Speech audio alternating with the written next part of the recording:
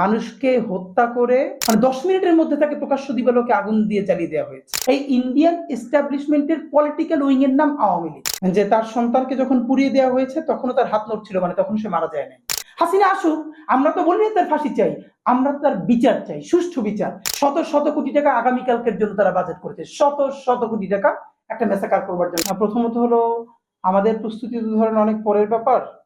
একটা দল কতটা নির্লজ্জ, বেহায়া, অসভ্য, বর্বর হলে 1 বছর মাত্র হয়েছে যে হাজারের উপরে মানুষকে নির্বিচারে গুলি করে হত্যা করেছে, এবং গত 15 বছর ধরে গুম খুন থেকে শুরু করে এমন কোনো অপরাধ নাই সে করে নাই। সে ক্ষমতায় থাকার জন্য বাংলাদেশকে কেজি ধরে দিল্লির কাছে বিক্রি করে দিয়েছে। সে ট্রানজিটের নামে করিডোর দিয়ে দিয়েছে। বাংলাদেশের অর্থনীতি, এখানকার শিক্ষা, প্রত্যেকটা জিনিসকে ধ্বংস করে সে ক্ষমতায় থেকেছে। এবং চূড়ান্তভাবে সে যে জুলাই যে গণহত্যাটা করেছে,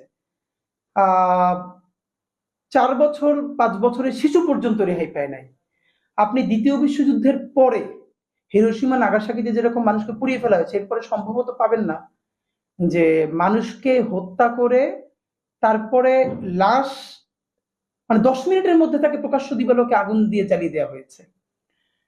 এর 6টা লাশের একজনের মা আমাদেরকে বলেছে যে তার সন্তানকে যখন পুড়িয়ে দেওয়া হয়েছে তখনও তার হাত নড়ছিল, তখন সে মারা যায় নাই।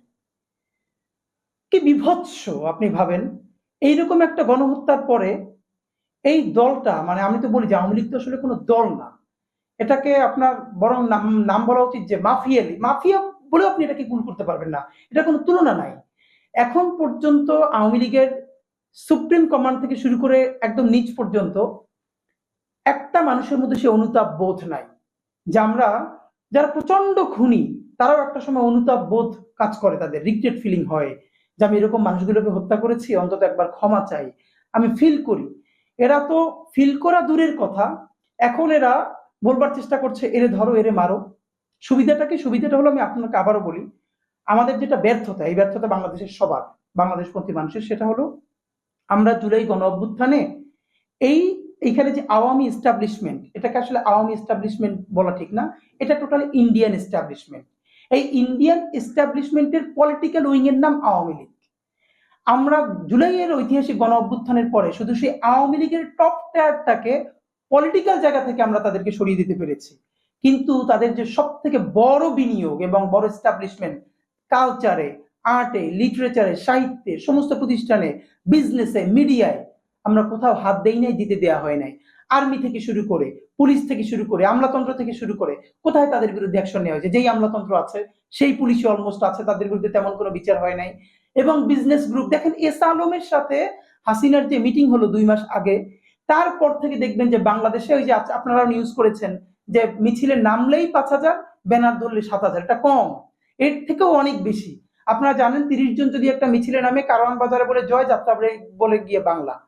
এখানে এই যে বাংলাদেশের অনেক একদম নিম্ন আয়ের মানুষ আছে, তাদেরকে তারা প্রভোগ করে, এবং ওই পুরো মিছিল হয়তো আওয়ামী লীগের থাকে একজন, সে কিন্তু ঠিকই মতো পালাই যায়। তারপরে কি করে? এই মানুষগুলোকে তারা বিপদগ্রস্ত করে।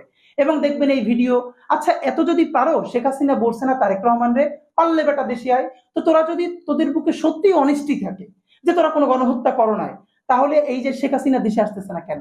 সে ট্রায়াল ফেস করুক। এই যে সে জামাত ইসলামের নেতৃবৃন্দকে ফাঁসি দিয়েছে, বিএনপির সালাউদ্দিন কাদের চৌধুরী সাহেবকে ফাঁসি দিয়েছে, তো তারা কি কেউ দেশ ছেড়ে পালিয়ে গিয়েছিল?